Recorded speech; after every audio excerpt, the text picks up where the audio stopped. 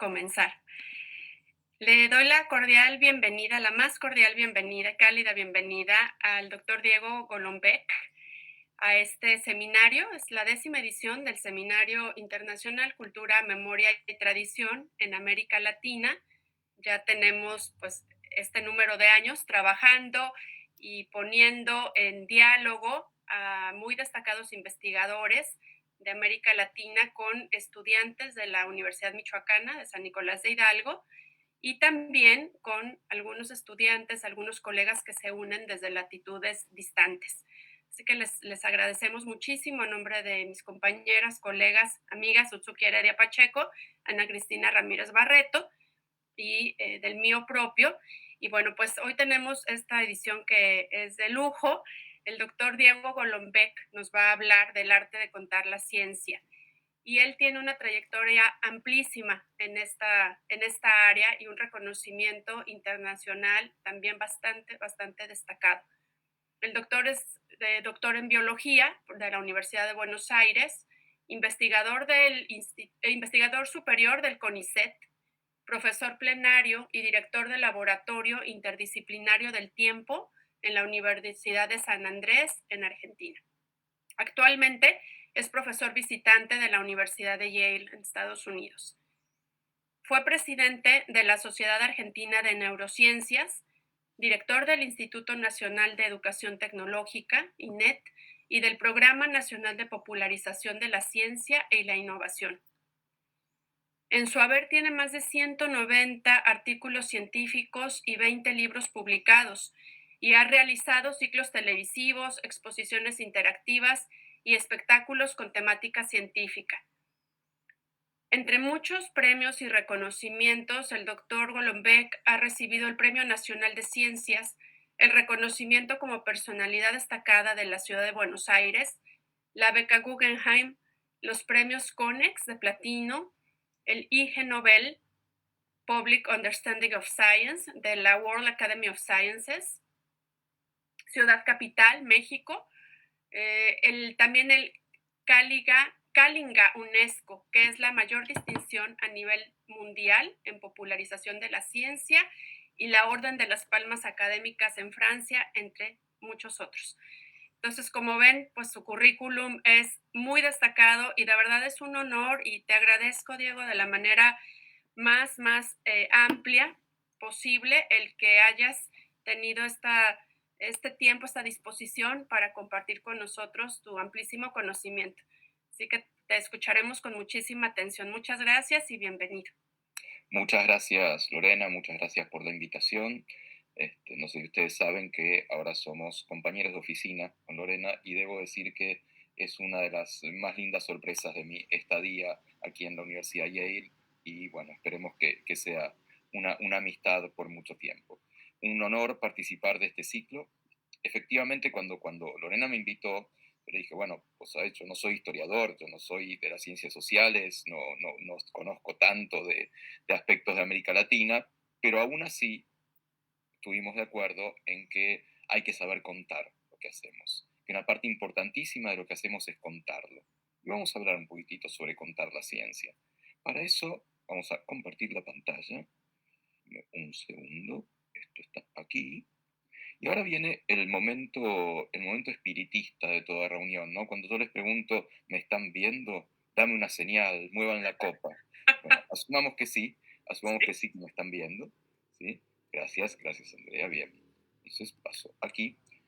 Pero en realidad, esto de hablar de ciencia es un oxímoron, de ciencias naturales en particular, ¿sí?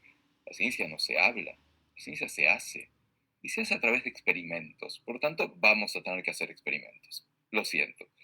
El primer experimento que les propongo es muy sencillo. Necesito, si tienen a mano, un lápiz, una lapicera, un bolígrafo, y si no, un dedo. Y si no tienen dedo, el dedo que tengan cerca, no importa.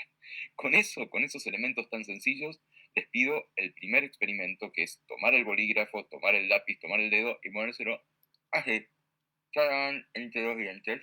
Miren que los estamos viendo a todos, ¿eh? Los que pegan. Yo ahora tengo una pregunta para ustedes, una pregunta de verdad.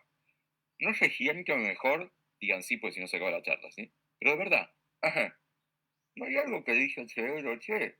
¿Estoy pasando bien? Momento. Segundo experimento. Mismo bolígrafo, mismo lápiz, mismo dedo. Ahora les pido que se lo pongan entre los labios y la nariz y aprieten fuerte. Así. Y ahora en Argentina diríamos que, déjenme adivinar, la están pasando como el orto, ¿verdad? O sea, están pasando muy mal. ¿Eh? Rarísimo. Esto funciona, les aseguro que funciona. Y es bastante antiintuitivo, ¿no? Porque, a ver, uno debiera pensar que primero se emociona y luego actúa, ¿verdad? Uno primero está contento, después sonríe. Uno primero está enojado, después pone cara de enojado. Pero este experimento muestra exactamente lo contrario, que primero viene el cuerpo, primero viene mover estos músculos, y estos músculos le deben decir al cerebro, está sonriendo, hay que estar contento. Eso es hacer ciencia, entender lo que nos pasa. Y si tuviéramos que resumir qué es hacer ciencia, es esto. ¡Tarán! Y ahora todos tendrían que estar diciendo, ah, sí, claro, jeje, por supuesto, ¿no? ¿Qué duda cabe? Esto, como todo el mundo sabe, es el oráculo de Delfos. O sea, conócete a ti mismo. ¿Por qué hacemos lo que hacemos? ¿Por qué nos pasa lo que nos pasa? Eso es hacer ciencia. Hacer ciencia es entender el mundo, entendernos a nosotros, desde las ciencias naturales, desde las ciencias sociales, desde las humanidades, entendernos. Y es uno de los propósitos más maravillosos que tenemos en tanto humanos. Pero volvamos un poquitito a esta definición de ciencia y de contar la ciencia. Una de las formas de hablar, de contar la ciencia es divulgación científica. Vamos a hablar un poco dentro de un momento sobre los nombres.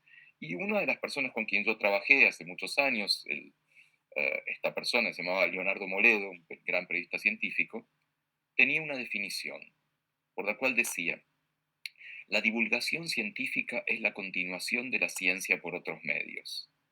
Más allá del juego de palabras, que está inspirado por supuesto en el arte de la guerra, ¿sí? Algo está diciendo, algo muy profundo está diciendo esta definición. Está diciendo que contar la ciencia es continuar haciendo ciencia. No es algo aparte, no es algo ajeno, no es algo que hacemos en nuestros ratos libres o si tenemos ganas. Es parte de hacer ciencia. Pero un momento, ¿a qué nos referimos con ciencia?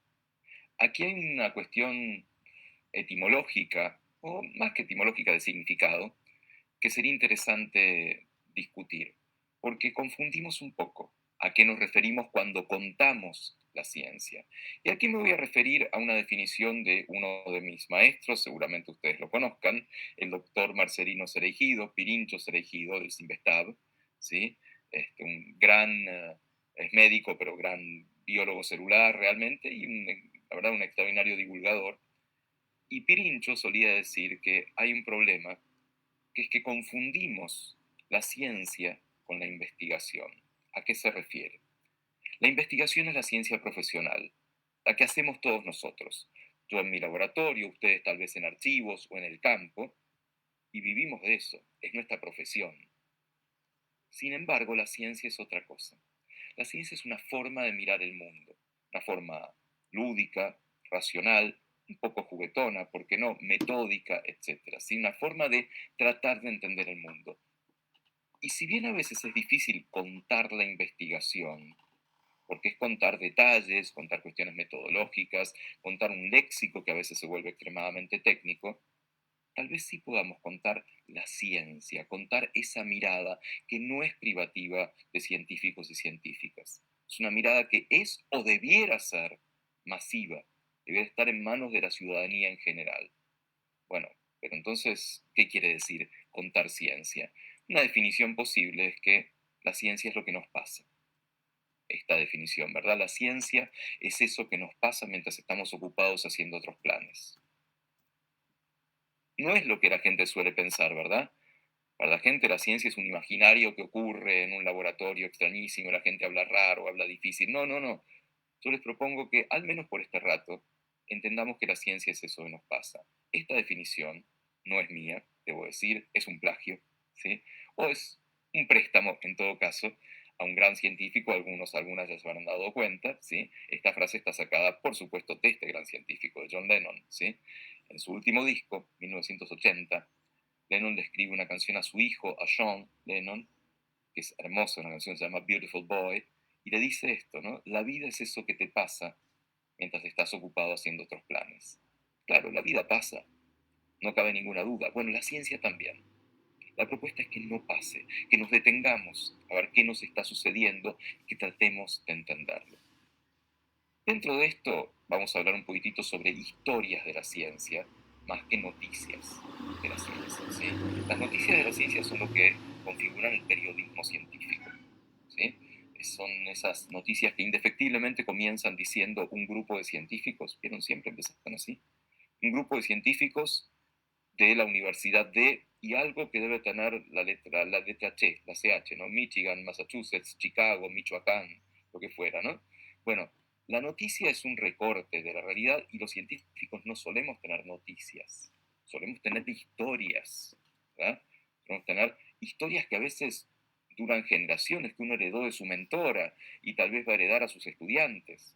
Y muchas veces en las noticias no hay lugar para eso. Por eso les quiero hablar de historias más que de noticias, ¿sí? Hay un experimento que se hace más de 50 años, en general se hace en jardines de infantes, en kindergarten, en los cuales se les pide a los niños y a las niñas que dibujen a alguien que haga ciencia. No les pido que dibujen, pero sí que imaginen. Imaginen, tengan en la cabeza a alguien que hace ciencia. ¿Ya está? Ahora déjenme adivinar. La mayoría de ustedes está pensando en un hombre, con bata, por supuesto, con anteojos, pues somos todos miopes, con moscas en la cabeza porque nunca nos bañamos, ¿sí? Y que abrimos la boca y salen fórmulas, no se entiende nada. O sea, están pensando en el arquetipo científico de Hollywood. Ah, dominaremos el mundo, ¿verdad? La verdad que sí.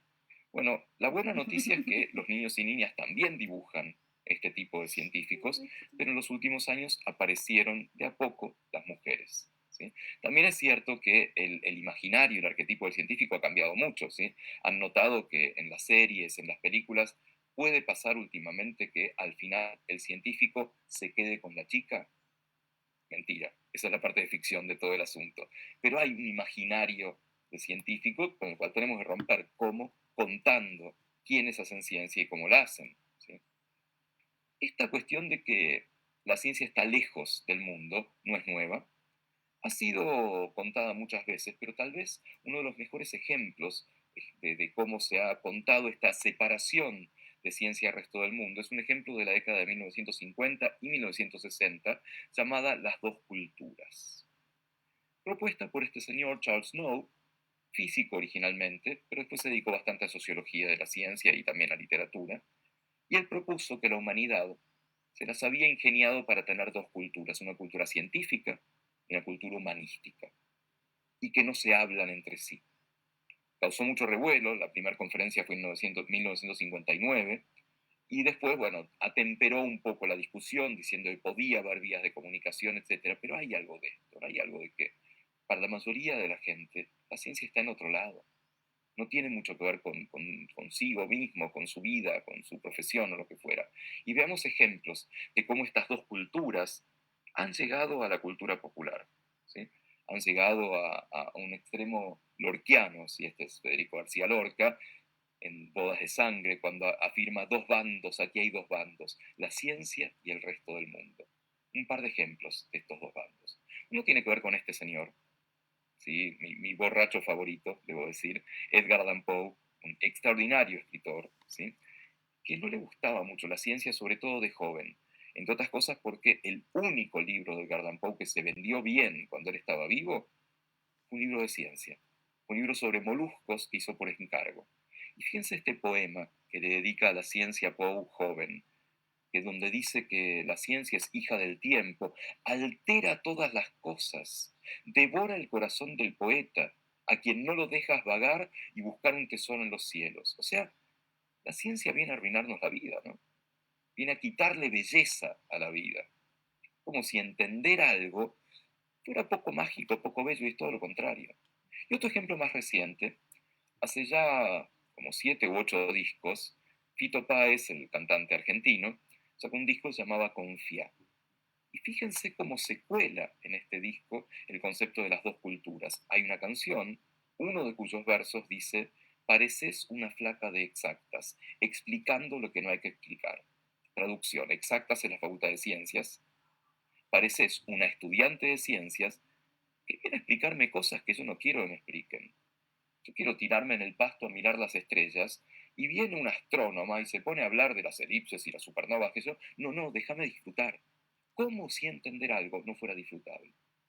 Ahí es donde todavía estamos viendo las dos culturas. Y si hay esta grieta entre ciencia y el resto del mundo, bueno, imagínense lo que es la grieta entre tecnología y el resto del mundo. Nuevamente una cita literaria de otro gran escritor, de Arthur Clarke, el de 2001, sí que después hizo la película.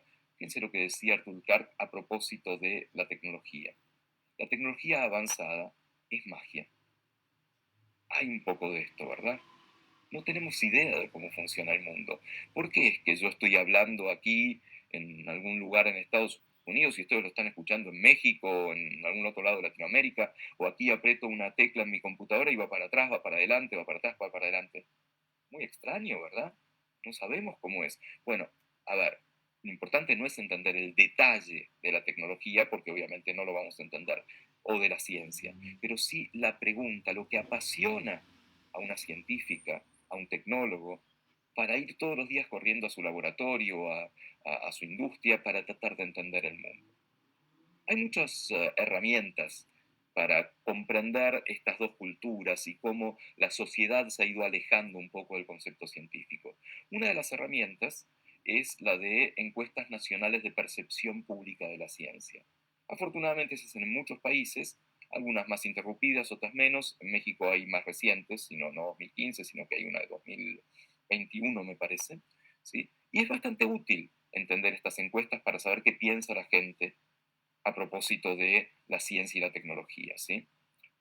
Por ejemplo, ¿sí? Una pregunta que se puede hacer es, ¿y quién le paga a los científicos y las científicas? Esto es de la encuesta de Argentina, ¿sí? Y la gente está muy convencida de que exclusivamente paga el gobierno, paga el Estado para esto. A ver, es el mayor financiador, no cabe duda, pero no es el único, ¿sí?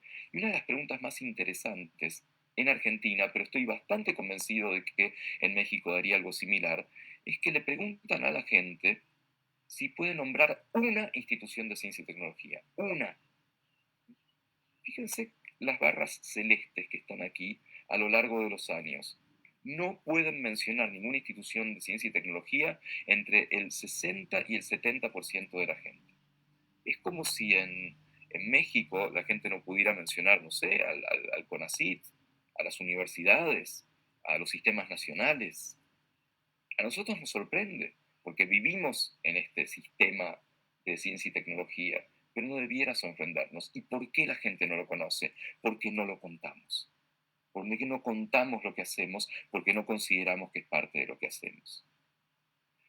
Podríamos también hacer algunas encuestas para ver qué pasa en la escuela, a los niños y a las niñas. ¿Les gusta la ciencia? Esto es lo que hizo Jonathan Osborne, un sociólogo de la ciencia inglés, bueno, ahora está en Estados Unidos, y efectivamente le preguntó a niños y niñas en muchos países del mundo si les gustaba la ciencia más que otras disciplinas. Aquí lo que tenemos es un montón de países, no miren qué países son por ahora, y una escala que dice cuánto te gusta la ciencia. Cuanto más hacia la derecha esté, que te gusta más. Claramente para saber países más a la derecha que otros, ¿verdad? Que les gusta más la ciencia que otros países. Si ustedes tuvieran que adivinar, ¿sí? ¿Qué dirían? ¿Cuáles serían esos países? Y uno diría los desarrollados. Curiosamente no. ¿Sí? Curiosamente, en muchos países industrializados, los niños dicen que les gusta menos la ciencia. Y un elemento más.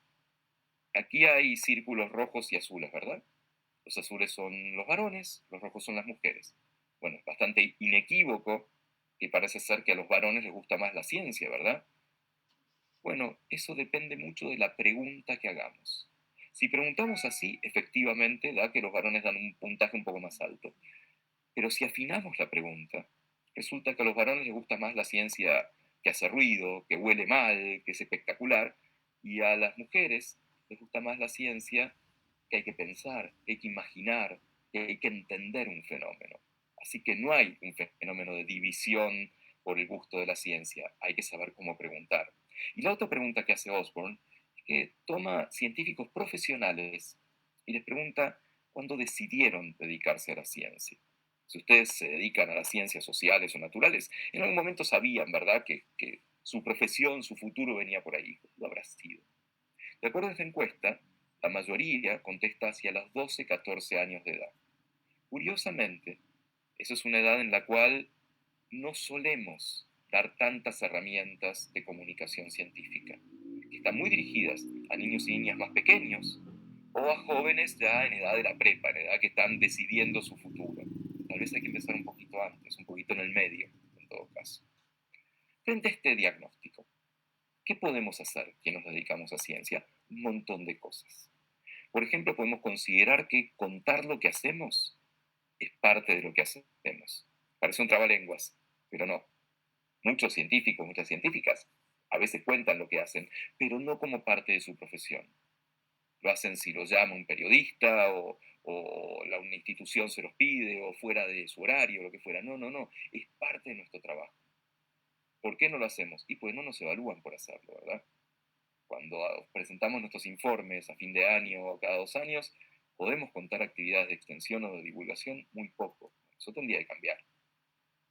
También es cierto que otra cosa que podemos hacer los científicos es participar de la eterna lucha del bien contra el mal, o sea, de la ciencia contra el periodismo. Ya no se llevan muy bien, ¿verdad?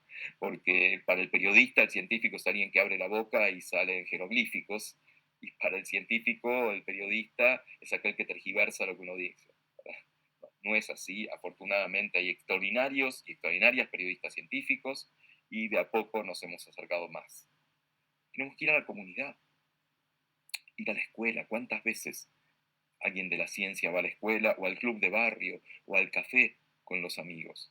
Y por supuesto tenemos que aceptar invitaciones de Lorena para dar esta conferencia en el ciclo de la Universidad Michoacana.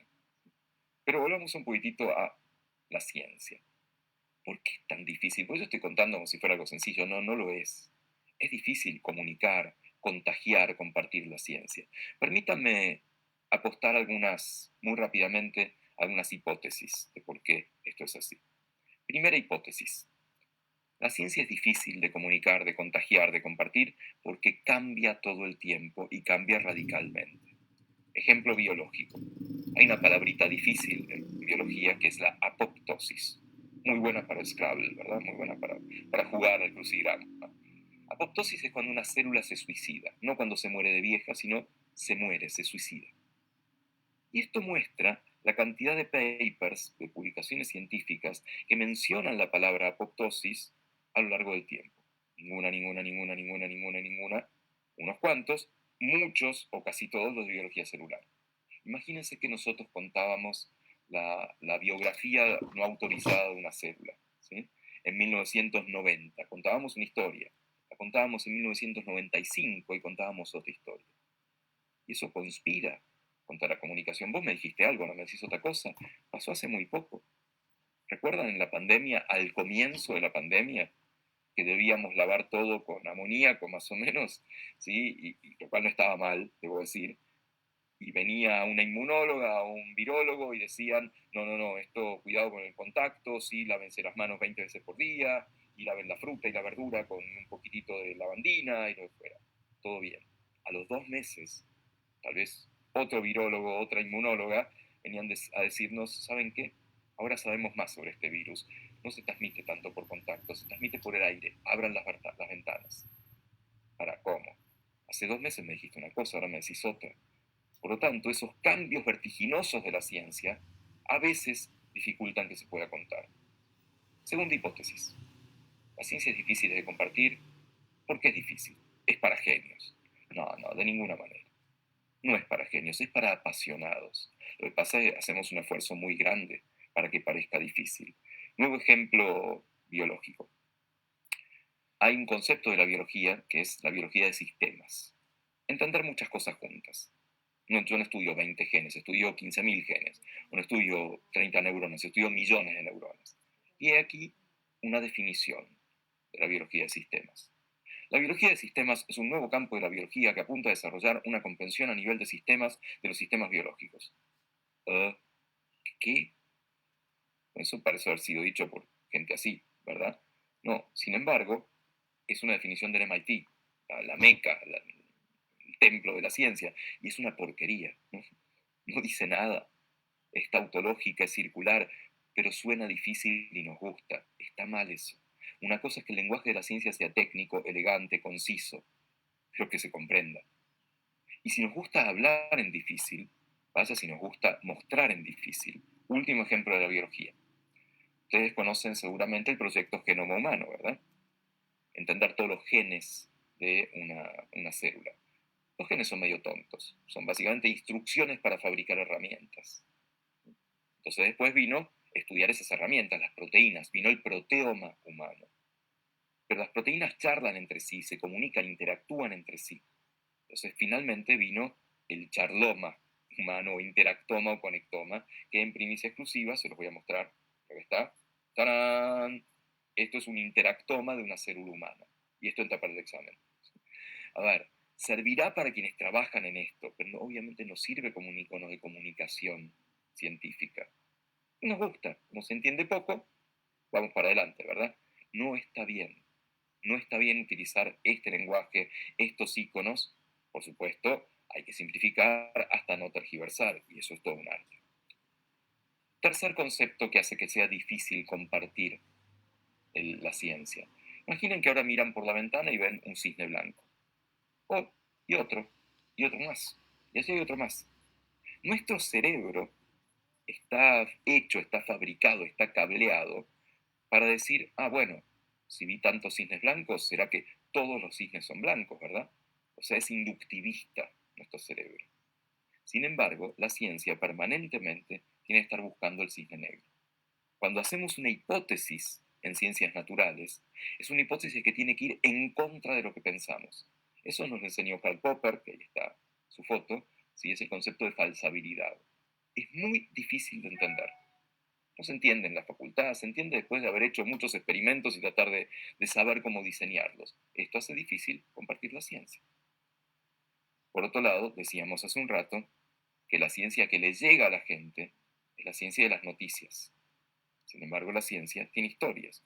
Acá hay una película maravillosa de los 70s llamada El regreso del monstruo de dos cabezas, donde hay un trasplante de cabezas con un científico loco, pasan un montón de cosas, ¿sí? Imaginemos que eso sucediera. ¿No aparecería al día siguiente la noticia en el diario de que crean el monstruo de dos cabezas o trasplantan la cabeza como si fuera una noticia? ¿Y la historia? ¿Se pueden juntar nervios? ¿Se pueden juntar vasos sanguíneos? ¿Se puede trasplantar un cerebro? ¿O en realidad estamos trasplantando un cuerpo a ese otro cerebro? Esas historias quedan afuera de lo que nos llega.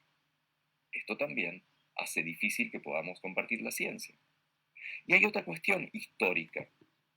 En general, la ciencia que contamos, la que nos cuentan, la contamos como si hubiera ocurrido hoy, ayer, la semana pasada. Sin embargo, la ciencia tiene una perspectiva histórica que muchas veces nos cuenta maravillosamente bien Asterix. No sé cómo es en México, en Argentina nuestros jóvenes no están leyendo más Asterix, así nos va. ¿Mm? Así que bueno, ustedes sabrán qué hacer al respecto, porque en cada capítulo de Asterix hay algo de historia de la ciencia. Pero para entender la ciencia hay que hacer teoría de la mente, hay que meterse en la cabeza de los que pensaron algo en su contexto, en su historia, en su cotidianeidad. Si no, no vamos a estar entendiendo y vamos a burlarnos o no nos va a ser gracioso algo que se descubrió hace 500 años, que hoy sabemos que no es así. Bueno, metámonos en la cabeza. Esto de nuevo hace difícil compartir la ciencia.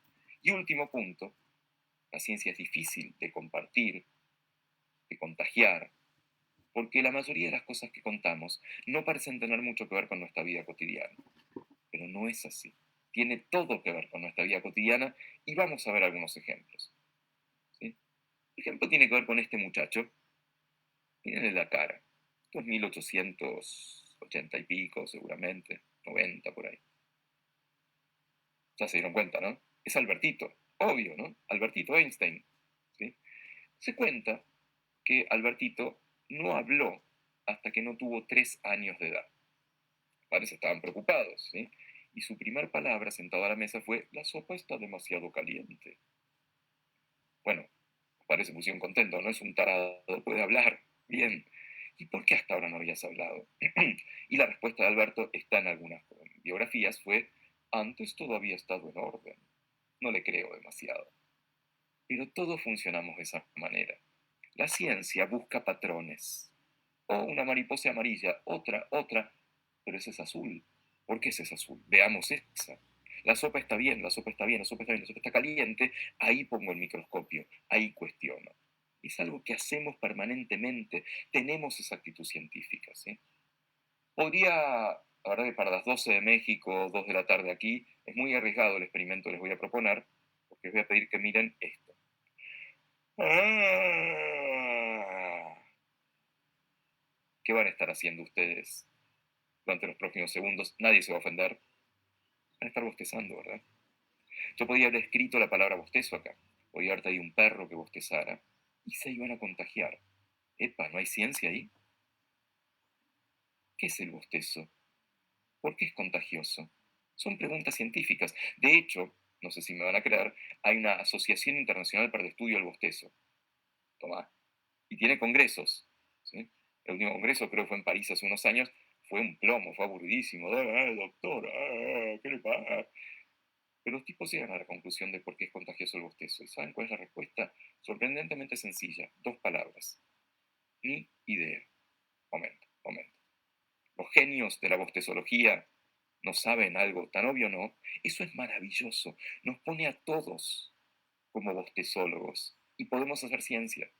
Podemos preguntarnos si es igual en mujeres, en hombres, en niños, a la mañana, a la tarde, si estás enfermo. Y eso es hacer ciencia y entender el fenómeno que te sucede. Pero también podríamos recorrer nuestra casa buscando la ciencia, ¿verdad? Ir a la cocina, a ver, que haces un té, le pones un poco de jugo de limón al té. ¿Qué le pasa? Se aclara y se aclara mucho, mucho más que con agua. Porque pues está ocurriendo una reacción química frente a tus ojos, una reacción ácido-base. O te haces una tostada, un pan tostado. ¿Qué le pasa al pan? Bueno, a ver, se calienta, sí, bastante obvio, ¿no? Porque le estoy transmitiendo calor. Se pone más duro, más crocante, bastante obvio, se evapora el agua. Cambia de color, eso no es obvio. Cambia de sabor, eso no es obvio.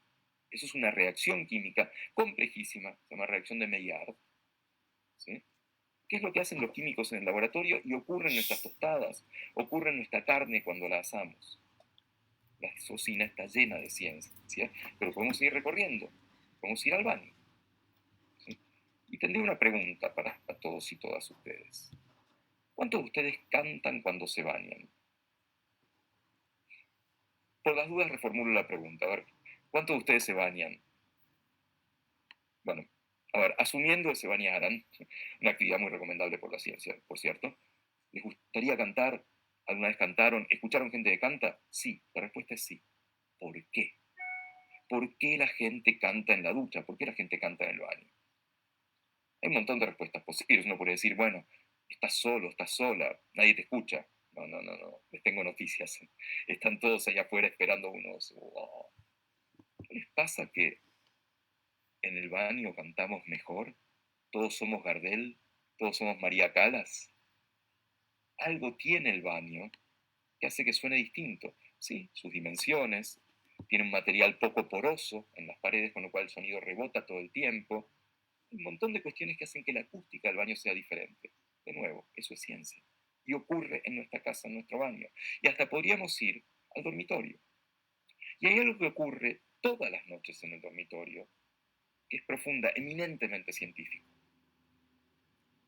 Y dije todas las noches, así que no les creo, mentira. ¿Sí? Lo que sí ocurre todas las noches es que dormimos. Y al alcance nuestro está uno de los más grandes misterios de la neurociencia, el sueño. ¿Por qué dormimos? ¿Cuánto había que dormir? ¿Por qué soñamos? Y ocurre frente a nuestros ojos. Si uno tiene la oportunidad de ver a alguien durmiendo por la noche, incluso una mascota, van a ver que cada tanto la persona va a estar con los ojos cerrados, profundamente dormida, pero va a mover los ojos muy rápidamente. Y eso se llama muy originalmente movimientos oculares rápidos. No somos muy buenos para poner nombres, ¿no? O en inglés, REM, Rapid Eye Movement. Si despiertan a una persona cuando está moviendo los ojos, muy posiblemente les va a contar que estaba soñando. Mientras que si la despiertan en otro momento, posiblemente no les va a contar que estaba soñando. Y eso pasa todas las noches en nuestro dormitorio. Por lo tanto, está muy presente en nuestra vida cotidiana. También podríamos decir que está presente en la música. Nuevo experimento. Imaginen una melodía. Tengan una melodía en la cabeza, sin letras, solo la melodía. Si yo ahora les preguntara, ¿esa melodía es alegre o es triste? Algunos me dirán, es alegre, otros un poco más melancólica. ¿Saben qué? No es nada. No es ni alegre ni triste, es una sucesión de notas y de silencios. El cerebro es el que le agrega alegría o tristeza. Y hay una ciencia de esto. ¿Por qué ciertas melodías nos parecen más alegres o más tristes? Por supuesto, esto también es cultural, no solamente es biológico, pero pasa ciencia frente a nosotros. También pasa ciencia en nuestro cuerpo, como por ejemplo este trabajo hermosísimo llamado El crecimiento de las uñas, 35 años de observación. Chan. ¿Y qué hizo este señor durante 35 años de su vida? Miró cómo crecían las uñas. ¿Y cómo lo hizo? Se dibujaba una rayita con un Sharpie en la base de la uña y esperaba que esa pequeña raya subiera hasta la punta del dedo. Ahí tenemos distancia y tiempo. Distancia sobre tiempo es velocidad, ¿verdad? Por Dios, con esto gastan nuestros impuestos. Es tan tonto. No puede medir el crecimiento de alguna parte del cuerpo, no puede medir el crecimiento de los músculos. Es muy difícil. El crecimiento de los huesos es difícil. El crecimiento del pelo, no, hace mucho. Pero esta parte me pone emocional. Sin embargo, sí puedes medir el crecimiento de las uñas y hacer preguntas. Es lo mismo la mano derecha y la izquierda, los pies y las manos, si uno está enfermo, lo de fuera. Y eso, de nuevo, es hacer ciencia. ¿Sí? Pero sigamos un poquitito con la cuestión cultural de contar la ciencia, con esta idea de que contar la ciencia es hacer ciencia. A esto le tenemos que poner un nombre, ¿verdad? Y hay muchos nombres en castellano. ¿Sí? Ya hablamos de periodismo científico, eso es contar noticias y es muy necesario. En nuestros países, en México, en Argentina, en general en América Latina, se suele hablar de divulgación y de popularización de la ciencia, ¿verdad? Fíjense que ambas tienen algo escondido, ¿no? Divulgación esconde al vulgo, popularización esconde al popolo, al pueblo, a los que no saben. Eso se llama principio de déficit. ¿Por qué? Porque asume que hay gente que sabe, los científicos que están acá arriba, gente que no sabe, el vulgo, el pueblo, y entonces hay que transmitir información y son las metáforas que usamos, ¿verdad? No usamos la metáfora de bajar información, de traducir información. Más interesante, hablar de comunicación, viene del latín comunicare, poner en común. No hay alguien que sepa más, hay gente que sabe cosas distintas y lo ponemos en común. No pretendo que cambiemos la forma de hablar, pero sí saber cómo se llama esto que hacemos. Fíjense que las tres igual, divulgación, popularización, comunicación, siguen un principio unidireccional, de quien produce el conocimiento a quien lo recibe. En inglés cambia la ecuación. Se habla de public understanding of science, o sea, comprensión pública de la ciencia. Parece sutil, no es sutil. Si hablamos de comprensión de la ciencia, nuestro sujeto de estudio es quien comprende, es el público. Y ahí entran las encuestas de percepción, hablar con el público, a ver cómo se siente, co-crear un programa de comunicación científica. En cambio, si hablamos de divulgación, popularización, comunicación, hablaremos de los productos, las revistas, los libros, las películas, los documentales, los museos. Así que es bastante diferente a, a cómo nosotros lo entendemos. El public understanding of science es distinto a como lo entendemos en Latinoamérica. ¿Sí? Hay muchos recursos para contar la ciencia, podemos usar distintos formatos, ¿sí? No es lo mismo hacer un formato gráfico que ir a algo audiovisual, un estilo, usamos ficción, un estilo documental, un estilo noticiario, utilizar jornadas de puertas abiertas de las universidades, utilizar museos, jornadas de awareness o conciencia del cerebro, como hay en muchos lugares del mundo, ¿sí? Pero contar la ciencia es contar historias, ¿sí? Y hablemos un poquitito de esto, contar historias, ¿sí? En un capítulo de un texto de comunicación científica, el autor, Pierre Fayard, dice que lo que hacemos cuando contamos la ciencia es parecido a lo que quiso hacer Napoleón cuando tenía que invadir Rusia. Creó un ejército enorme para llegar rápidamente a Rusia y batirlos rápidamente antes de que llegara el invierno. Hizo eso. El mayor ejército de la humanidad hubiera conocido, atravesó las fronteras, llegó a Rusia y del otro lado no había nadie. No estaban los rusos, no estaban los cosacos. ¿Por qué? porque nada, no eran ningunos tontos. Los mantuvieron un poco con una guerra de guerrillas durante un tiempo y cuando llegó el invierno los pasaron por encima. Dice Fayard que los que contamos la ciencia hacemos como Napoleón en Rusia. Vamos con el ejército más grande que haya creado la humanidad, la ciencia. Y vamos con la antorcha de la ciencia a contar, a evangelizar al mundo. Resulta que del otro lado no hay nadie, ¿no? Nadie quiere ser evangelizado. Nadie quiere que le cuenten una verdad revelada. Hay que buscar otras estrategias, que decir, te lo digo yo porque es ciencia. No funciona de esa manera, ¿sí? Hay como si la montaña no va a Mahoma, ya sabemos, ¿sí? Que Mahoma tiene que llamar e ir.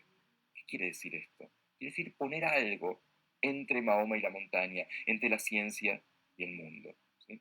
Si algo podría ser una preposición, ¿verdad? ¿Se acuerdan de las preposiciones, no? A, ante, bajo, cabe, con, ¿no? Y se acuerdan que terminaban según, sin, so, sobre, so. ¿Qué quiere decir so? Bueno, una duda que tengo desde niño. ¿Qué preposición ponemos entre la ciencia y el mundo? Por ejemplo, podrían ser, hablemos de la ciencia del mundo, la ciencia en el mundo, la ciencia detrás del mundo, la ciencia y el mundo. Acompañarnos, no venir desde arriba a contar una verdad revelada, sino acompañar a ese mundo para entender bella, mágica, científicamente de qué se trata, ¿sí? Y una estrategia que a mí me gusta mucho es lo que me gusta llamar ciencia de contrabando, que es meter ciencia donde nadie se la espera. Vos le decís a la gente, te voy a hablar de ciencia y salen corriendo, ¿verdad? Le decís, por el contrario, te voy a hablar de fútbol, te voy a hablar de música, te voy a hablar de una película, y en el medio pongo ciencia. Ahí ya tienes parte del público atrapado. Ah, sí, me interesa el fútbol, me interesa la música, me interesa la literatura, me interesa la cocina, ¿sí? Y bueno, ahí ponemos ciencia. Es una estrategia que suele funcionar cuando ir con todo nuestro mandato científico en general hace que la gente salga corriendo, ¿sí? Hay escuelas para contar esto, posiblemente quienes empezaron el mundo de contar la ciencia y lo siguen haciendo muy bien son los anglosajones, particularmente los ingleses, aprovechan, tienen un poco de humor para contarla, y a nosotros nos cuesta mucho. Hay escuelas más nacionalistas.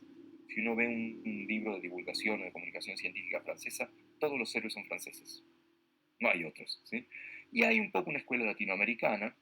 Debo decir que México está en general a la cabeza, a la vanguardia, o estuvo en todo caso, de esta escuela latinoamericana, con productos muy masivos, ¿sí? Con esta idea de que la ciencia debe llegar a la población. Fíjense que la colección estrella de Fondo de Cultura Económica de Ciencia se llama La Ciencia para Todos.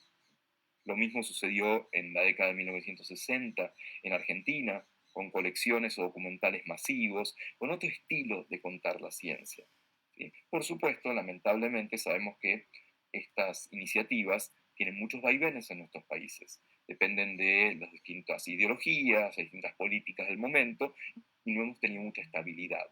Pero la verdad tenemos algunos ejemplos interesantes de los cuales van a gloriarnos. Perdón. También hay en esto algo que se llama golpes de efecto con nombre propio. Por ejemplo, uno que tiene que ver con este señor, Carl Sagan, tan famoso por la serie Cosmos, entre otras cosas. Saben que Sagan no lo dejaron entrar a la Academia de Ciencias de Estados Unidos. Por razones espurias, pero básicamente lo que estaban diciendo es, ¿querés ser famoso? Acá no. ¿Sí? Acá no nos interesa eso. El efecto Sagan es cuando algún investigador o investigadora de alguna manera se vuelve masivo y como que es conocido por fuera de su disciplina, y a la comunidad no le gusta mucho eso. Otro ejemplo tiene que ver con Stephen Hawking, famoso por haber aparecido no una, no dos, sino 3 veces en Los Simpsons. Y la tercera vez, Homero lo recibe diciendo, oh no, ese maldito lisiado otra vez. Es brillante para recibir a Stephen Hawking. ¿Qué es el efecto Hawking? Cuando algún producto de divulgación científica se vuelve muy masivo y no sabemos por qué. También en 1980, Stephen Hawking publicó un libro llamado Breve Historia del Tiempo, bestseller en todos los idiomas, incluyendo en castellano. Es ilegible ese libro, es muy difícil de leer, pero todo el mundo salía con el libro bajo el brazo, con la tapa para afuera, mira lo que leo, ¿sí? Nos interesa mucho entender por qué algo se vuelve masivo para poder replicarlo, pero que se entienda, por supuesto, ¿sí? todo esto, ¿sí? ¿Qué pasa en tiempos urgentes como los que estamos viviendo? Donde, por ejemplo, hay un ataque a la ciencia en algunos países, en mi país hay un ataque a la ciencia, ¿sí? Podemos hablar de por qué sucede eso. Hay pandemias que requieren esto, hay falsedades, ¿sí? Y hay algunas cuestiones de mala ciencia, ¿sí? A veces se cuentan cosas que son falsas y sabemos, porque hay investigación al respecto, que esas falsedades, esas pseudociencias a veces, llegan más lejos y más rápido que las noticias o las historias verdaderas. Hay mucho que podríamos hablar al respecto, hay mucho publicado, hay mucho conocido, no mucho aplicado, pero básicamente es un peligro del cual tenemos que estar muy, pero muy pendientes. También es cierto que nos parece que vemos el mundo de una manera objetiva. Sin embargo, las ciencias del comportamiento, la psicología, la neurociencia cognitiva, nos ha mostrado que no es así. Vemos el mundo de una manera absolutamente subjetiva. Por lo tanto, hay que saber muy bien cómo contar la ciencia para no generar una falsa expectativa de objetividad, porque finalmente lo hacemos los humanos. Y lo otro que a veces hacemos es contar desde el principio de autoridad. Si la autoridad es aquel que dice que algo es verdad de acuerdo a quien lo diga. Esto es verdad porque lo dice tu mamá. Esto es verdad porque lo dice el general o porque lo dice la jefa del laboratorio. No, en ciencia no es así. En ciencia las cosas no son verdad porque las diga alguien. Son verdad porque se demuestran de cierta manera hasta que viene alguien y dice te habías equivocado, tenemos que pensarlo distinto. Así es como tenemos que contar la ciencia.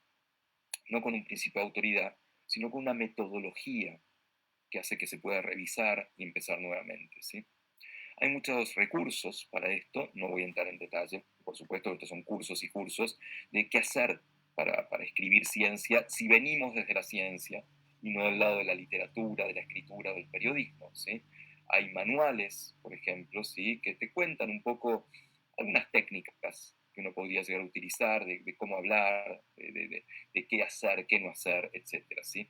También hay herramientas tecnológicas, ¿sí? Sobre todo en inglés, pero están empezando a aparecer en español también, de cuánta niebla tiene un texto tuyo, ¿sí?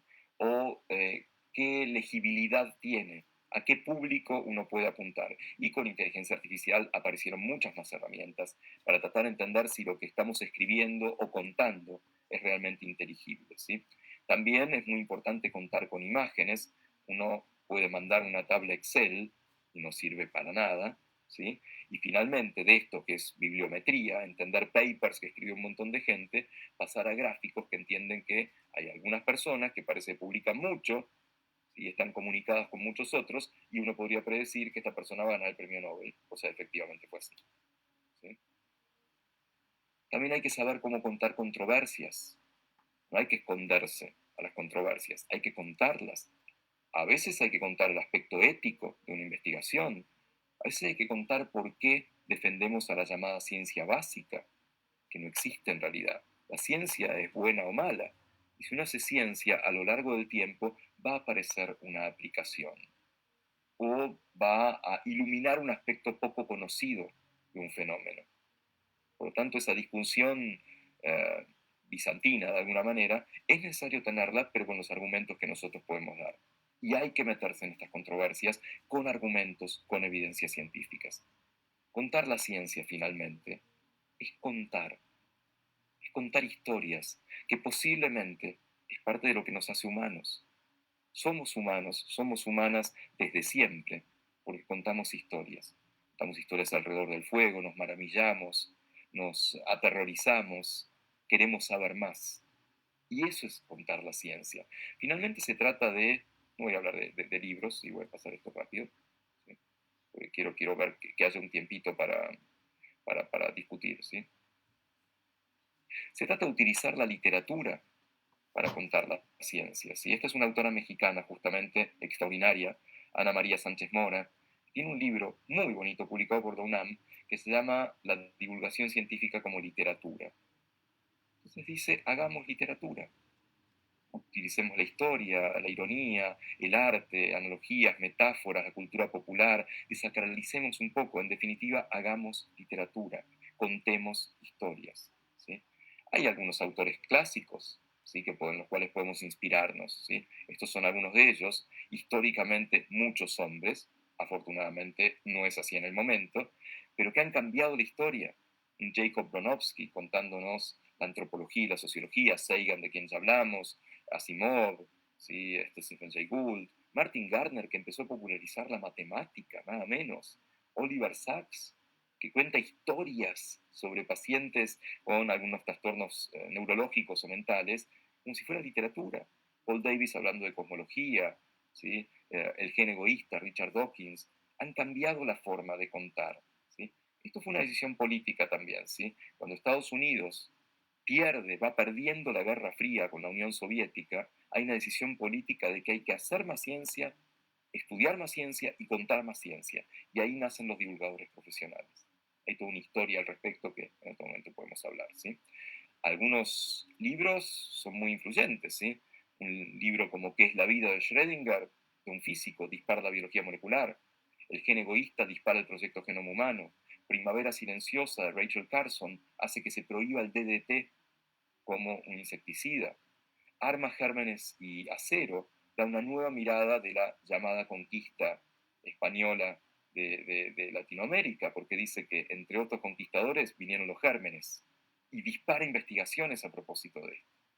Así que hay algunos que son particularmente influyentes cuando queremos contar una historia de la ciencia que llega a donde ni nos imaginamos que puede llegar. A veces podemos utilizar la ficción para esto, ¿sí? Carl Gerasi fue un químico, vivió en México, por otro lado, inventó la píldora anticonceptiva, cual se hizo muy famoso y tuvo mucho dinero, y después definió esta cuestión de contar la ciencia desde la ficción. Y hay ejemplos hermosos. Vuestro Jorge Volpi, sin ir más lejos, que En busca de Klingsor, cuenta una historia sobre la búsqueda de la bomba atómica en la Alemania nazi. Está hablando de física, finalmente. Michel Houellebecq, el enfant terrible de las letras francesas, que cuenta mucho de ciencia. Guillermo Martínez, argentino y matemático. David Lodge, que cuenta historias de las ciencias sociales y las humanidades, los congresos, los papers, los departamentos, y nos atrapa de esa manera. Es un extraordinario recurso utilizar la ficción o el teatro o la música para contar la ciencia.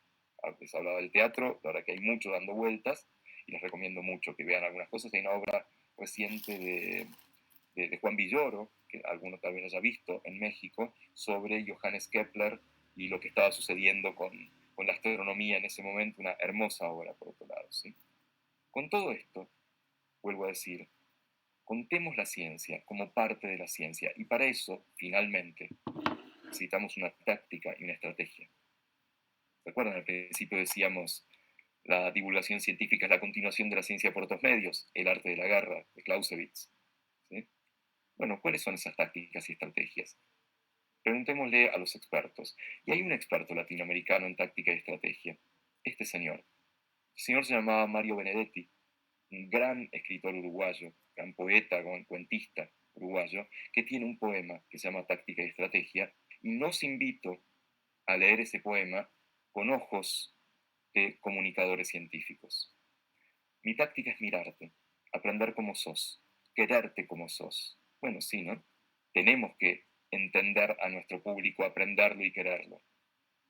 Mi táctica es hablarte y escucharte, construir con palabras un puente indestructible. Vaya, un puente, ¿se acuerdan de las preposiciones entre nosotros y el mundo? Y que ese puente sea duradero. Y lo construimos ¿cómo? Con palabras. Mi táctica es quedarme en tu recuerdo. No sé cómo, ni sé con qué pretexto, pero quedarme en vos. Epa. O sea, contar algo que quede, que después sea el tema de conversación en la comida con la familia o con los amigos. ¿Qué pasa con la estrategia? Mi estrategia, en cambio, es más profunda y más simple. Mi estrategia es, un día cualquiera, no sé cómo, ni sé con qué pretexto, por fin nos necesitan. Muchas gracias. Muchísimas gracias, Diego. Excelente, excelentísima participación. Voy a dejarle la palabra a mi colega Sutsuki. Ella va a moderar las preguntas. Muchas gracias. Gracias, Lore. Gracias, doctor. Estoy no sé cómo explicarlo, lograste emocionarme mucho con tu conferencia porque nos estás hablando del arte de contar la ciencia y estoy viendo arte en tu conferencia. O sea, tienes ese don que a muchos nos cuesta, ¿no? Entonces, bueno, agradecerte tu generosidad, agradecerte todo lo que nos has dejado en esta conferencia que sin duda ha movido varias fibras y nos ha movido a la reflexión a quienes estamos escuchándote. Hemos tenido la dicha de escucharte esta mañana. Comentarles que el día de ayer, en el marco del 108 aniversario de nuestra Universidad Michoacana y el 52 aniversario de nuestra Facultad de Historia, pues una de las cuestiones que se ha estado abordando es precisamente lo que tiene que ver con la difusión de la ciencia como una de las labores sustantivas de las universidades, sobre todo de las universidades públicas. Cómo llevar más allá de nuestras aulas y de nuestros cubículos lo que estamos haciendo en el interior de las universidades, cómo comunicarlo a los demás y que realmente lo que estamos haciendo desde la universidad pues se conozca y sea útil, que nos necesiten, decías tú, para que en algún momento sepan lo que hacemos y que sepan que es muy valioso lo que hacemos. Pues muchas gracias, doctor. Entonces abrimos el espacio para quienes quieran hacer algún comentario, realizar una pregunta al doctor, pues adelante.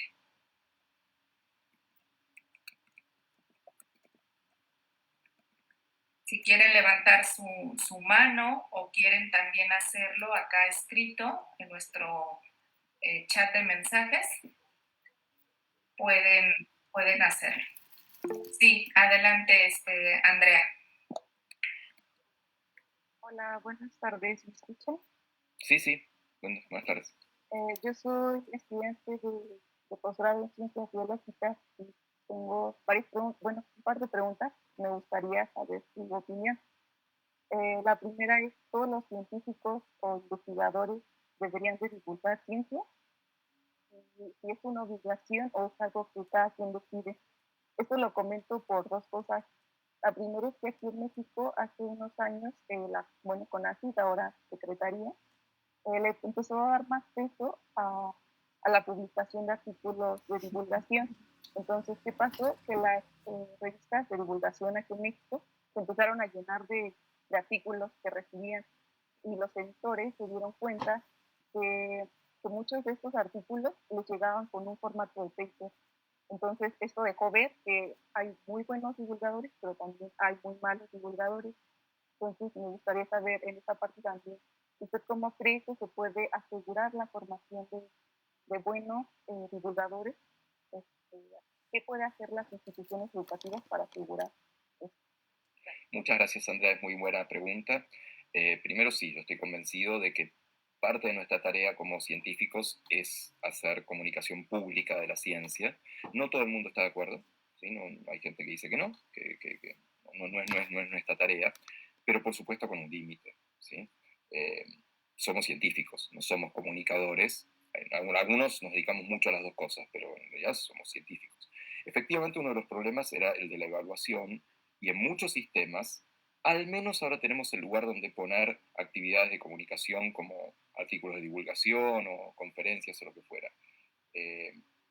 No tienen por qué valer mucho, o sea, claramente, nos pagan un poco para investigar, para conocer el mundo, también para contarlo. Pero la cuestión acá es qué puntaje deben tener, ¿sí? Si hay un límite en el cual saturan, y además no es solamente artículos. Ahora, puede haber científicos que dicen, no, a mí no se me da, no me gusta, no me divierte o lo que fuera. Bueno, ok, entonces cuando te llame un periodista, una periodista, para que comente sobre el premio Nobel de este año, no le cortes el teléfono. Dedícate 10 minutos a contarle de qué se trata, para después no tengamos que quejar de que publican cualquier cosa en los medios. Entonces, hay muchos huecos en los cuales podemos hacer comunicación científica. Podemos hacer comunicación institucional, ¿sí? Contar las cosas que hacemos en nuestras universidades, en nuestros departamentos, podemos colaborar con documentales, podemos escribir nuestras propias artículos y sucesivamente. Y con respecto a qué hacer, la verdad que es muy curioso que en la gran mayoría de las escuelas de ciencias no hay cursos de comunicación, optativos, te diría, y peor todavía, en la gran mayoría de las escuelas de comunicación no hay cursos de comunicación de la ciencia. Tenemos que empezar por ahí. Es decir, claramente la acción a tomar es asegurarnos que un estudiante de ciencias tiene la posibilidad de tomar un curso de comunicación científica y, en mi opinión, un estudiante de comunicación tiene la obligación de tomar un curso en comunicación científica. Si no, nunca nos vamos a entender. Si no, nunca vamos a entender el lenguaje mutuo o el recorrido para que algo llegue al público. Con lo cual, mi recomendación primaria es esa. Formemos a la gente de manera básica, de manera en la universidad, en el grado, yo te diría, y después veamos qué hacemos con eso. ¿Sí? Entonces, respuesta concreta, sí, para mí tenemos la obligación de hacerlo, pero tenemos muchas formas de hacerlo, muchos formatos para hacerlo, no solamente escribir un artículo para una revista. Muchas gracias. Gracias, doctor. Sin duda todo un reto, ¿no? Poder dar a conocer lo que estamos haciendo y sin duda faltan estos cursos de comunicación de la ciencia que deberían de ser casi como una materia obligatoria en todas las licenciaturas y posgrados. Estoy completamente de acuerdo contigo. Luego le damos peso a otras asignaturas, pero me parece que esta es fundamental. Bueno, ¿alguien más que quiera plantear alguna pregunta, hacer algún comentario? Bueno, yo tengo la mano levantada y voy a tomar la palabra. Lore. Pues igual, yo me sumo a estos comentarios de Sutsuki. Realmente ha sido un placer escucharte, Diego, ahora en esta presentación, más allá de la del sueño, ¿no? Y la otra que tuve la oportunidad de aprender de ti. Pero cuando te presentaba, evidentemente tuve que resumir muchísimo tu currículum, porque tienes un currículum amplísimo y entre otras muchas cosas, digamos, aparte de tu investigación científica, como un grandísimo comunicador en diversos formatos. Y me llama mucho la atención porque justamente acá en Yale presentaste esta ópera, ¿no? De tu autoría, la de Darwin en Patagonia. Lamento mucho que yo todavía no estaba por acá y no la pude ver, pero quisiera preguntarte, justo y retomando un poco la pregunta anterior, o sea, y más bien la respuesta, ¿no? Que dabas a la pregunta anterior, tratar de diversificar las posibilidades, los medios que tenemos, los que hacemos ciencia y los que hacemos investigación para llegar a un público amplio. En tu experiencia, desde una ópera hasta tus programas de televisión, comunicación por escrito, tus charlas, ¿cómo se llaman? Las pláticas de TED, etcétera. ¿Cuáles son como las herramientas, no las herramientas, cuáles son los medios que mejor respuesta te han dado para públicos diversos en torno a lo que tú haces? Gracias por la pregunta. Sí, la verdad que hay muchos medios posibles. Hay un medio que todo el mundo vaticina su muerte. Hay dos medios que todo el mundo vaticina su muerte y siguen afortunadamente muy vivos. Uno son los libros, ¿sí? Los libros siguen gozando de buena salud. Y dentro de los libros hay ciertos formatos que funcionan mejor que otros. El otro es la televisión abierta, ¿sí? La televisión pública, ¿sí? No el streaming o los podcasts u otros formatos. Sigue siendo todavía ahora, en 2025, un formato muy masivo, porque uno va a los pueblos y entra a una cafetería en el pueblo y está en general encendida la televisión todo el día, y suele ser la televisión pública la que está encendida, ¿sí? la abierta. Así que en cuanto a formatos, yo, por más que he experimentado con formatos teatrales, más experimentales o musicales o lo que fuera, estos dos siguen andando muy bien. Y en cuanto a contenido, esto es algo personal, esto yo les contaba de tratar de encontrar ejemplos muy cotidianos. ¿sí? Ejemplos que a la gente le resuenen por su vida diaria. A partir de ahí, tirar del hilo y llegar a un fenómeno científico. Entonces, insisto, ¿sí? Hablar de por qué se puede patear un tiro libre con comba, ¿sí? Bueno, eso es un principio aerodinámico que se puede explicar, pero primero entendamos ese tiro libre, o entender lo de la cocina, o entender cuestiones de cosmética, por ejemplo, que también suelen ser fascinantes, o cuestiones de la danza, cuestiones de rituales, que es lo que tú estudias por otro lado, y a partir de ahí meter ciencias naturales en mi caso. Entonces, en cuanto a vehículos, los clásicos, ¿sí? Libros y televisión, si bien me gusta mucho hacer otras cosas. En cuanto a contenido, la ciencia de todos los días, la ciencia de las cosas cotidianas que a la gente le interesan de por sí y a partir de ahí podemos traer a la ciencia. Muchas gracias. Gracias, doctor. Adelante, Ana Cristina. Buenas tardes, ha sido una conferencia extraordinaria, nos ha puesto en palabras muy amenas y muy claras, cuestiones fundamentales y muy serias del quehacer que enfrentamos ahora. Me encantaron las referencias, por ejemplo, a Marcelino Cereijido. Recordé cómo me impactó su estudio sobre por qué morimos, por qué los no sé, lo dejé allí, para mí fue muy conmovedor en el sentido de que me movió muchas cosas y a preguntarme también muchas cosas en torno a la paleoantropología y la evolución. Pero me gustaría por una parte saber si en esa línea de investigación ha habido cosas después de lo que planteó Marcelino Cereijido, y también me gustaría saber, perdón, va entrando, va pasando un vehículo, ya pasó. Me gustaría saber ¿qué recomendación puede haber ahora que las tecnologías de la llamada inteligencia artificial pueden en un instante hacer un barrido monumental para sintetizar y contribuir así a la divulgación? Esa puede ser una herramienta si la mantenemos bajo las decisiones humanas y no reemplazando las decisiones humanas. Pero sí me gustaría conocer también la opinión del doctor Golombek al respecto. Muchas gracias, Ana Cristina. A ver, con respecto a lo primero, sí hay un libro hermoso de Cereijido con su esposa, Fanny Blanc, se llama La muerte y sus ventajas, que seguramente es aquel al que se refiere. Y lo interesante es que Pirincho Cereijido viene obviamente desde la medicina y de la biología. La nona, Fanny, viene desde el psicoanálisis, es una muy reconocida psicoanalista, ya retirado, pero bueno, están en eso. Entonces combinan ambos saberes para tratar de entender a la muerte como un fenómeno que, nada, no sé, es muy cercano, ¿no? Instrumenta la biología, pero también instrumenta la cultura.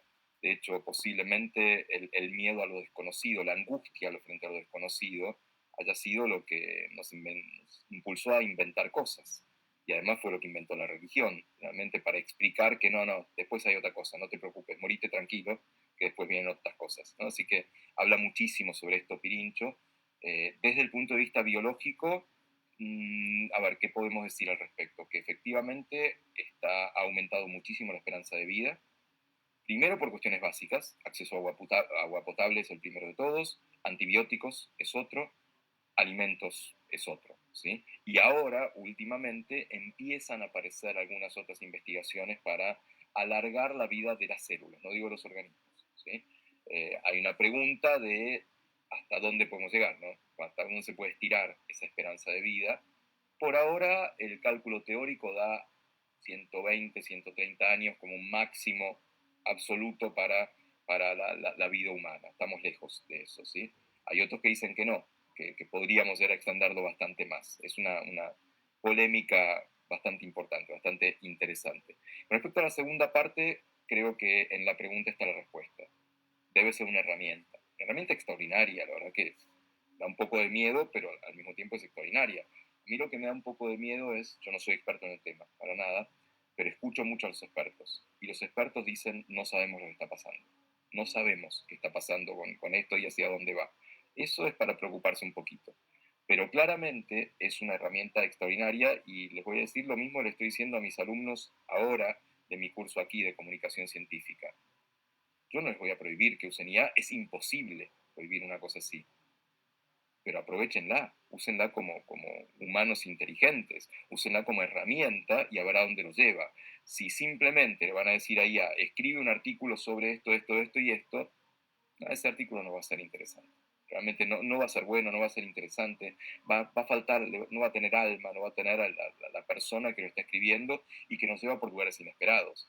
La IA nos va a llevar por lugares esperados, ¿sí? Con lo cual es una extraordinaria herramienta, está revolucionando la ciencia, la biología ni que hablar, pero todas las ciencias, ¿sí? También puede ser una gran ayuda en la comunicación científica, en la divulgación científica, si la mantenemos, como bien decías, como una herramienta que nos ayude a hacer algunas cosas rutinarias más rápido, que nos saque parte del trabajo y lo hagamos de otra manera, y así sucesivamente. Así que por ahora, bienvenido.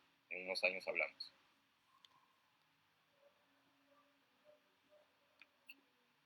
Gracias, doctor. Sí, sin duda, el uso de la inteligencia artificial se está convirtiendo en un reto para los profesores también, para quienes nos dedicamos, estamos frente a grupo y que los chicos abusan, digamos, hasta cierto punto de la inteligencia artificial. Entonces, sin duda hay que verlo como eso, ¿no? Como una herramienta, como un medio. ¿Alguien más que quiera comentar algo? ¿Alguna pregunta? ¿No? Recordarles en lo que se anima a alguien más que está el enlace de asistencia. Ana Laura, que está encargada de toda la parte técnica del apoyo aquí logístico, nos está poniendo en el chat el enlace para la asistencia. Sí, adelante, doctora Carmen Alicia.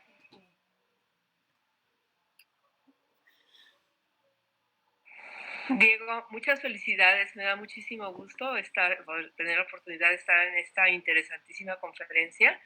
Y nada más, una pregunta, ¿qué podríamos hacer para iniciar desde pequeños con los niños el interés por la ciencia? Como que creo que desde chicos debemos empezar en llevarlos hacia ese campo para que después tengamos en la sociedad más científicos y gente interesada en. Muchas gracias, Carmen. Sí, coincido completamente. En realidad, más que qué lo debiéramos hacer, me parece que lo debiéramos no hacer. Los niños son científicos innatos, hacen preguntas disparatadas, afortunadamente, y es curioso que la educación inicial respeta mucho eso. En general uno entra a una sala de 4 años, 5 años tal vez, y está la maestra tirada en el piso junto con los niños y las niñas, haciendo preguntas, tratando de entender al mundo a través de los sentidos. En resumen, haciendo ciencia. En la escuela primaria, esa actitud empieza a desaparecer. Hay muy pocas horas dedicadas a preguntas científicas. Realmente hay poco, cuantitativamente es poco. Y luego en el secundario y en la prepa sucede un fenómeno particular, que es que el conocimiento científico se particulariza, ¿no? Como se divide en disciplinas que no tienen nada que ver la una con la otra, o sea, y nadie sabe qué está pasando en la vereda de enfrente. Entonces tenemos química, física, biología, matemática, literatura, historia, y ninguna se relaciona, ¿sí? Entonces tenemos ese camino. A lo largo de ese camino vamos perdiendo potenciales científicos. Creo que con niños y niñas muy pequeños, de alguna manera estamos haciendo las cosas razonablemente bien al dejarlos volar, al dejar que hagan, que se arriesguen, que hagan preguntas. El problema viene inmediatamente después, que esa actitud se corta muy abruptamente en la primaria y más abruptamente aún en la secundaria. Entonces, ahí me parece que es donde tenemos muchísimo trabajo para hacer. Por supuesto, tenemos herramientas, hay museos de ciencias, muchos dedicados a los niños, pero no se debiera agotar ahí. Debiéramos tener invitaciones a hacer ciencia en las plazas, en los parques, ¿sí? Invitaciones a hacer ciencia en los juegos que incluso juegan en sus casas, los niños y las niñas. Entonces, yo respeto mucho a maestras de nivel inicial porque tienen esto bastante claro, tal vez intuitivamente, tal vez no sea algo que se enseñe, sino que sea una intuición. Aprendamos de eso para poder extrapolarlo y exagerarlo en el resto de los niveles educativos donde claramente tenemos una falla. Gracias, gracias y felicidades por tu plática. Muchas gracias. Muchas gracias, doctor. Qué interesante todo lo que nos comentas. ¿Alguien más que quiera participar? Bueno, pues parece que no, todo ha quedado ya bastante claro y me parece que más bien nos quedamos con el reto doctor, de prepararnos para comunicar precisamente la ciencia, que como bien señalabas, yo también estoy convencida de que es parte de nuestra profesión y que es una obligación que tenemos sobre todos quienes por fortuna trabajamos en universidades públicas, ¿no? Tenemos todavía, me parece, más compromiso hacia la sociedad, saliendo y como tú bien lo señalabas, yendo a donde sea necesario para participar de lo que hacemos y que también conozcan que el acceso a la ciencia no es algo imposible, como tú bien lo señalabas, ¿no? Bueno, pues Lore, no sé si quieras comentar algo antes de cerrar la sesión del día de hoy. Muchas gracias. Sí, preguntarte, Diego, si tienes alguna especie de material accesible que podamos usar. Yo durante muchos años di la materia difusión de la historia, ¿no? Y tratando de ampliar los formatos, porque si bien la gente le teme a las